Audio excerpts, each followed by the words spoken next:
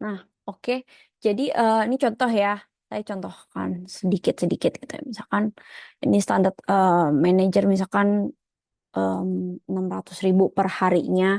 Ternyata kita ganti-ganti.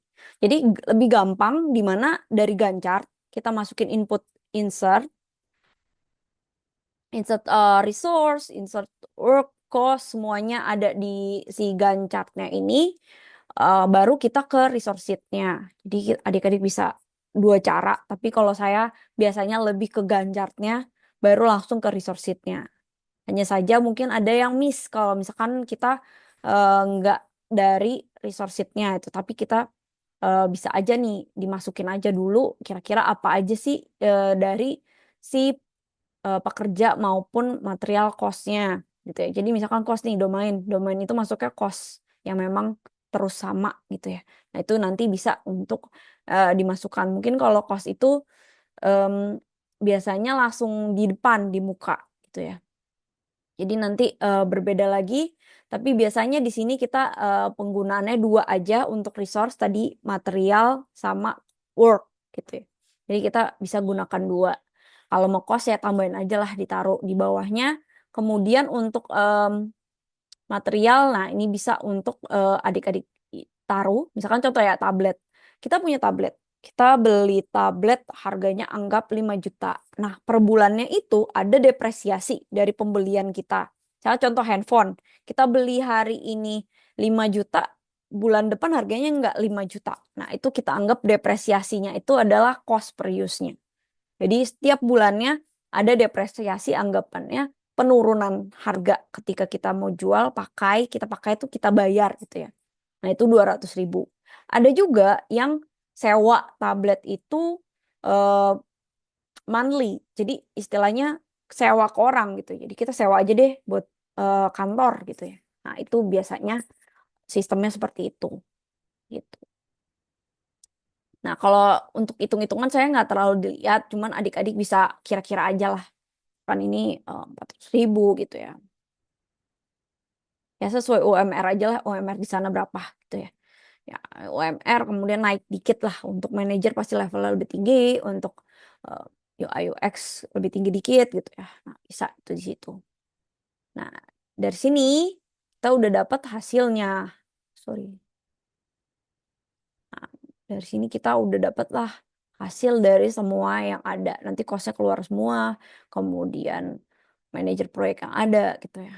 Nah, kita bisa untuk, nah ini contoh ya tadi, manajer proyek itu, ini kan dia itu 456 jam.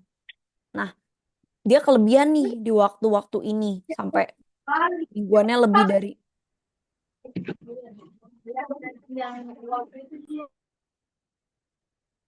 oke, sorry, ada dikit. Oke, nah ini kita bisa lihat untuk dia jamnya kelebihan nih per masing-masing ini. Misalkan contoh ya, start analisis dia 8 jam di hari yang sama.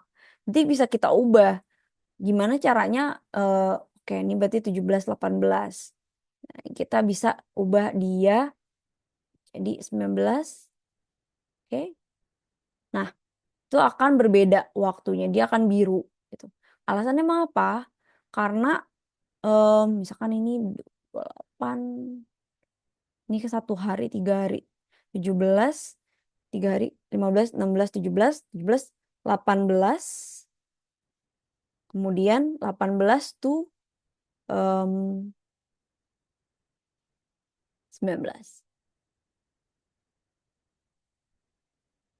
Atau mungkin ini 1 hari, tapi kita bisa ganti jadi 2 hari.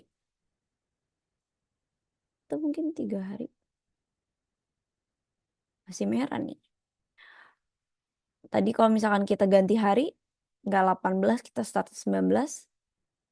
Nah, ini akan berganti gitu ya. Segantinya, oh ternyata masih merah nih manajer. Dia kerjanya banyak nih gitu ya. Nah, ini bisa untuk diperkirakan. Nah, misalkan seperti ini. Dia masih merah nih. Alasannya kenapa nih dia kerjanya 40 jam gitu ya.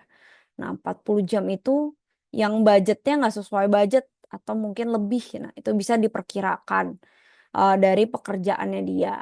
Gitu. Jadi bisa seperti itu. Cuman mungkin ini yang dinamakan kita perlu ada inisiatif di dalam manajer proyek itu.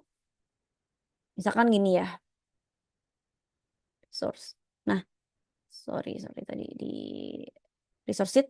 Nah, ini manajer proyek kan ada satu. Nah, mungkin dia merah nih. Nah, kita harus nambahin, oh berarti manajer proyek kewalahan nih, dia butuh wakil. Nah, itu yang kenapa adanya HR atau human resource. Pengkiraan, oh UI UX designer kewalahan nih sama proyek ini, kita butuh 2 UI UX, nggak cuma satu, baru nanti nge-hire lagi. Itu adik-adik. Nah, lanjut mungkin ada yang mau bertanya untuk cost hari ini, cost dan resource sebelum kita masuk ke UAS-nya? Ada yang mau bertanya? Ada yang bingung? Dapat dipahami untuk eh, materi yang Microsoft Project? Jadi nanti hasilnya adalah ini. Udah ada tabelnya, kemudian ada cost-nya, kemudian ada apa namanya? Setiap ini ada pekerjaannya, udah ada critical path-nya, kemudian ada name-nya, dan ada prodesesornya, durasinya gitu ya. Ada yang mau bertanya sebelum saya masuk ke UAS?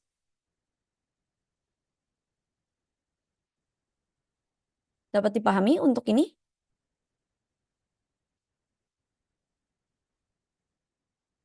Paham, Bu. Oke. Kita masuk ke sini ya. Oke. Nah, ini adalah UAS untuk teman-teman gitu ya. Mungkin bisa dikerjakan. Ini udah di batas akhir sebenarnya. Ini udah pertemuan ke-13. 4 eh 13 ya.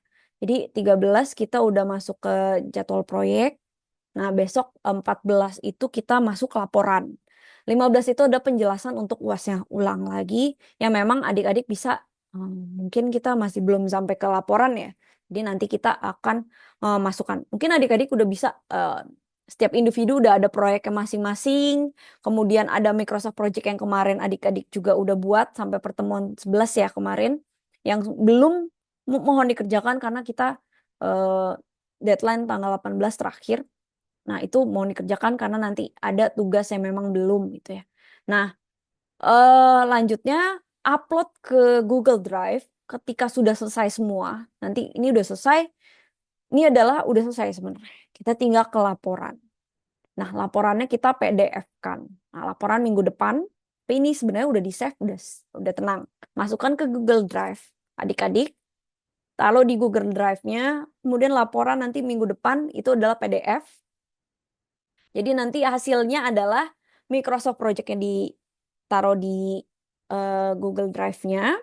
Kemudian PDF dari laporan yang ada. Kita tinggal save gampang kok. Minggu depan kita langsung udah bisa kerjakan.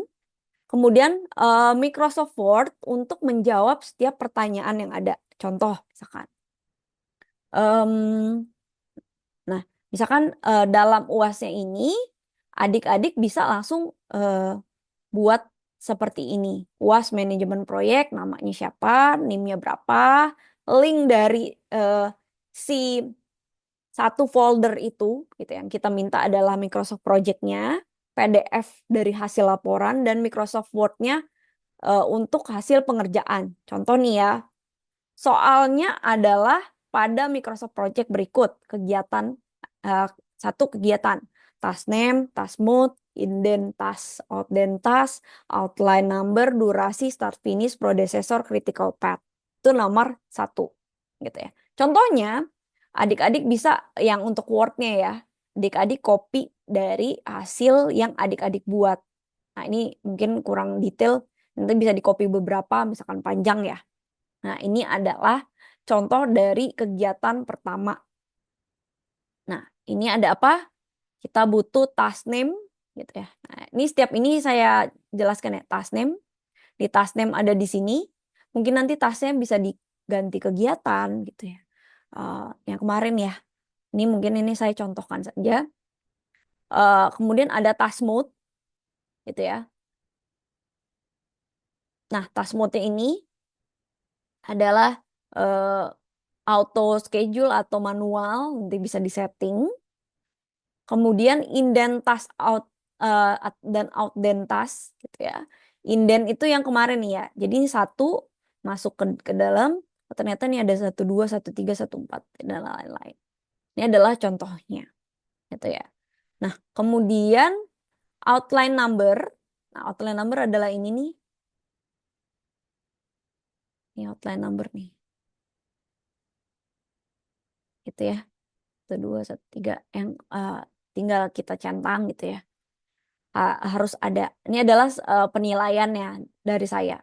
Gitu ya. Misalkan ini ada 1, 2, 3, 4, 5, 6, 7, 8, 9. Ada 8. Misalkan di satu kegiatan ada 8. Itu saya nilai 8. Jadi nanti kalau misalkan dari situ ada 25, 25, 25, 25, nanti nilainya dari situ. Nah, predecessor udah ada. Predecessor ada SS, SF, FF gitu ya. FS gitu.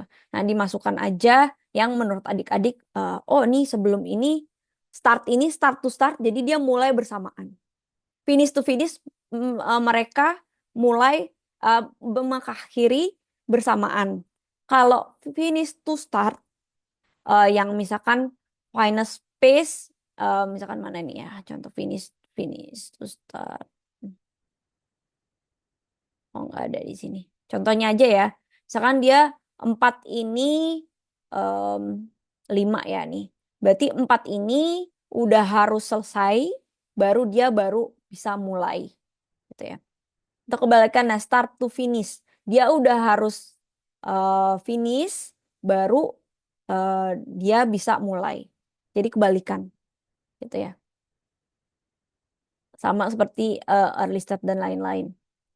Nah, dari sini bisa di-capture gitu ya. Dari hasil capture-annya sudah ada seperti ini. Jadi dia udah ada dari durasi, start finish, predecessor gitu ya.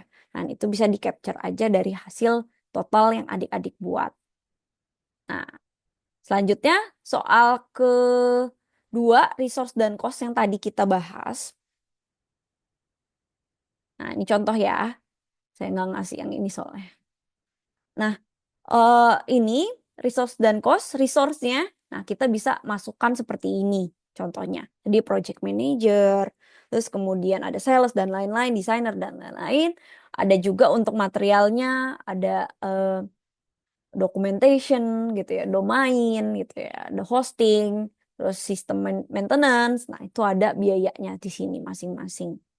Ada rate-nya, ada cost per use-nya. Biasanya kalau material tadi ya, saya bilang masuknya cost per use aja. Karena nanti adik-adik akan bingung kalau misalkan tadi ya ada namanya depresiasi dari pembelian misalkan printer gitu ya. Ini printer misalkan. Nah, biasanya kita ya Bu, udah sewa aja lah Bu semuanya. Jadi saya masukin aja di cost per use. Bukan masuk di standard rate gitu ya. Jadi masuk aja ke sini.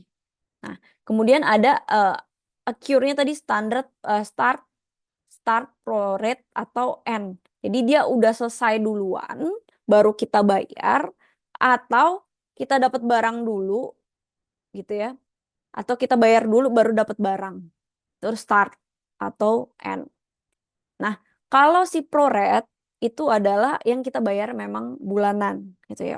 Biasanya pekerja kita internal. Nah, ini ada namanya subkontraktor gitu ya. Itu end karena mereka kerja dulu, mereka nalangin dulu duitnya, baru nanti kita bayar. Gitu. Biasanya pakai third party itu adalah pihak ketiga kita bilangnya. Untuk pengerjaan yang kita belum bisa handle di pekerjaan kita. Gitu. Ini contohnya ya. Ada legal juga, legal masuknya ke work, tapi kita masuknya mungkin pro-rate kita masukin nih butuh nih ternyata di dalam uh, sistem kita. Nah, kemudian untuk cost, nah ini kita bisa lihat kayak gini.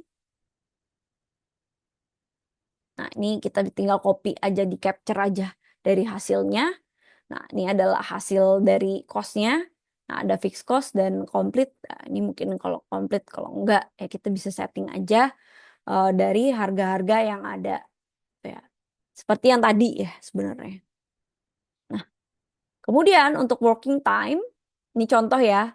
Tadi tinggal entry aja eh, berapa dari capture-annya. Sebentar. Contohnya, ini misalkan kayak seperti ini ya. Kan kita ada namanya hari libur. Sebentar. Mall. Saya taruh sini dulu.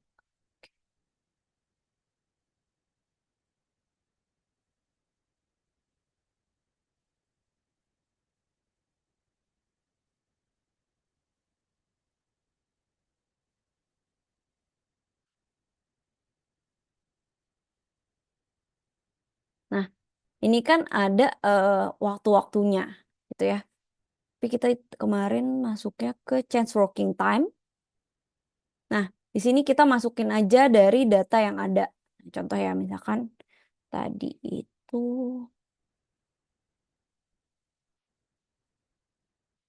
kan tadi 17 Agustus dan lain-lain ya. Kita masukkan capture aja yang ininya. Contohnya soal tadi mana sih? Keyword. Nah, hmm,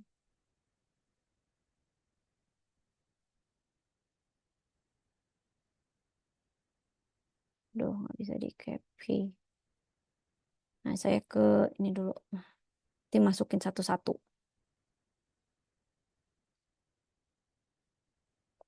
Tahun baru. Taruh. Ini kita jangan lupa untuk klik new calendar standar. Oke. Misalkan ini tahun baru. Misalkan, nah itu Januari. Kita masukin aja. Itu Januari. Nah, seperti itu. Nah, tahun baru tadi apalagi dan apalagi nanti capture aja ke dalam sebentar.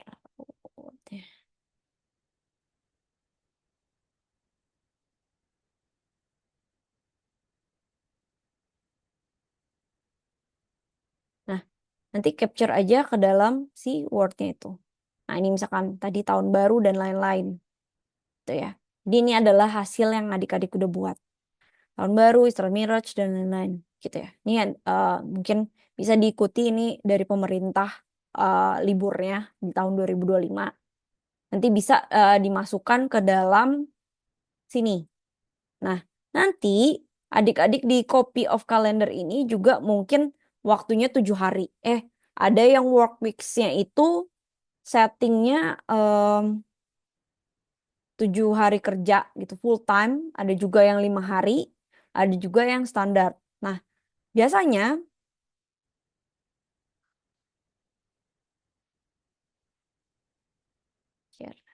nah biasanya di dalam sini kita bisa lihat di work weeks-nya details. Nah, Sunday ini kan sama Saturday libur. Nah, kita settingnya di non-working time. Gitu ya. Jadi kita tulis set non-working time. Terus kemudian kita dites lagi.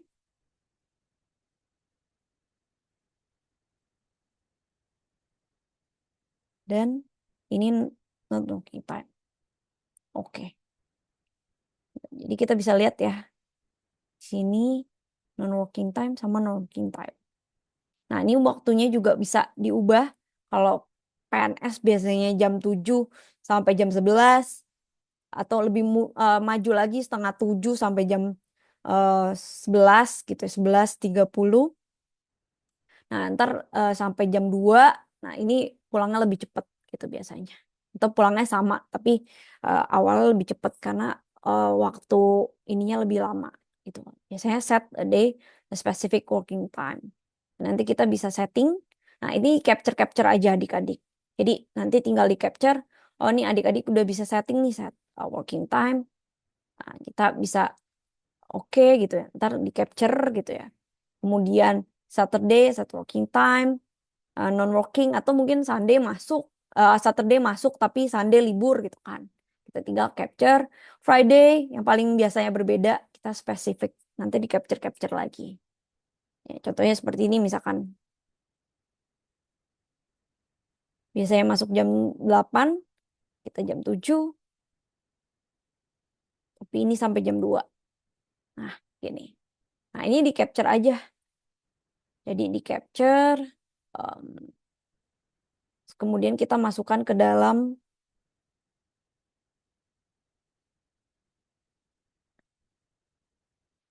contohnya seperti ini.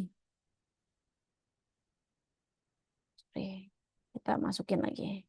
Nah, ini tadi udah ada tahun baru dan lain-lain ya. Tinggal masukin. Kemudian ada set hari kerja. Biasanya tergantung adik-adik mau yang 7 hari kerja full time tapi nggak mungkin. Gitu. Biasanya kita 5 hari kerja.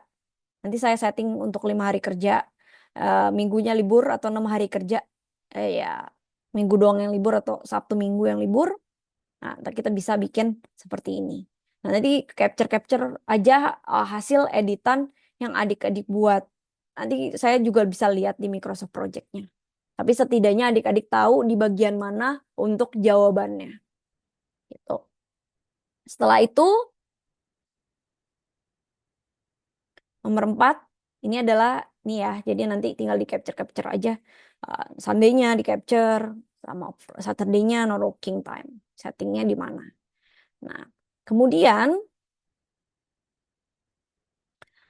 track chart report tadi masuknya worksheet, masuknya track chart ya. Untuk 4 ini track chart, report, cash flow dan overview itu adalah report laporan ya. Track chart itu adalah arah-arah alur yang ada. Nah, contohnya seperti ini. Ini adalah totally track chart yang ada. Jadi adik-adik bisa capture aja semuanya sampai akhir. Ini adalah track chartnya. Gitu ya. Jadi kelihatan nih, oh desainer segini, ini segini. Oh dia merah nih, nanti di sini ada kurang nih. Misalkan saya ngecek critical path kan harusnya di create legal dokumennya merah juga nih, kok nggak merah gitu. Padahal di sininya udah critical gitu ya. Untuk si wordnya itu.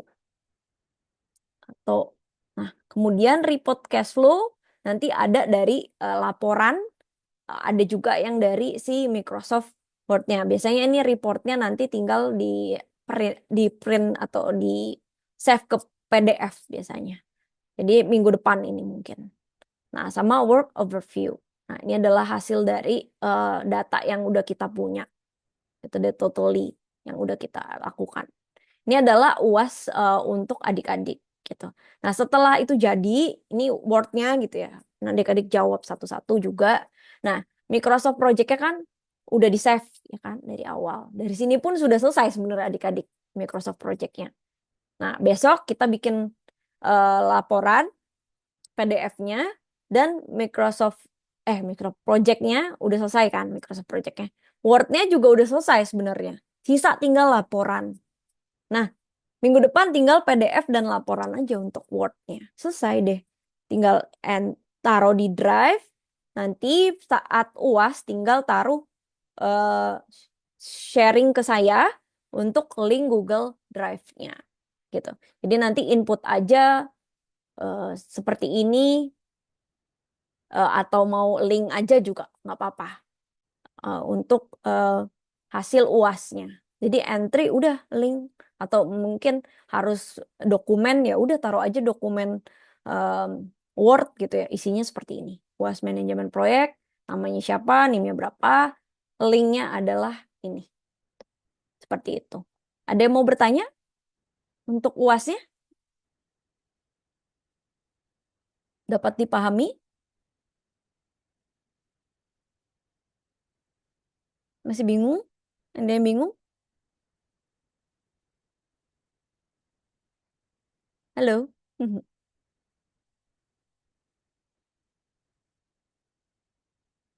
Oke.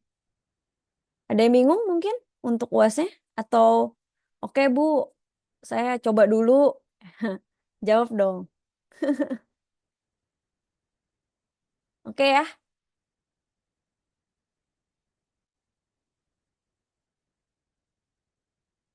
Ada yang mau bertanya mungkin sebelum saya tutup pertemuan hari ini? Dapat dipahami ya untuk UASnya. Dan nanti bisa dicoba. Nanti kasih tahu aja di pertemuan kelima yang belum apa. Ya, pertemuan ke-15. Oke? Minggu depan kita masih PDF sebenarnya ini totally udah selesai untuk UASnya. Tapi minggu depan kita ada laporan, cara pembuatan laporan dan PDF-kannya. Nah, kemudian membuat Microsoft Word tadi kita udah jelasin, minggu depan saya jelasin lagi agar bisa di rehearse lah, adik-adik bisa mengerjakan dari sekarang. Oke? Dapat dipahami adik-adik? Pada kemana nih? Kok nggak jawab? Bisa, Ibu. Oke. Ini namanya Lorenza ya? Iya, Ibu. Oh, oke oke, Lorenza. Oke, terima kasih banyak. Mungkin yang memang belum, silakan nanti bisa input aja ke dalam WhatsApp ya. Jadi nanti nilai udah harus masuk semua. Untuk pertemuan ke-11 yang belum, saya tunggu sampai tanggal 18 karena setelah itu saya tutup semuanya. Oke, eh, untuk yang tadi masih mengisi gitu ya, mungkin nanti hari besok saya tutup gitu ya.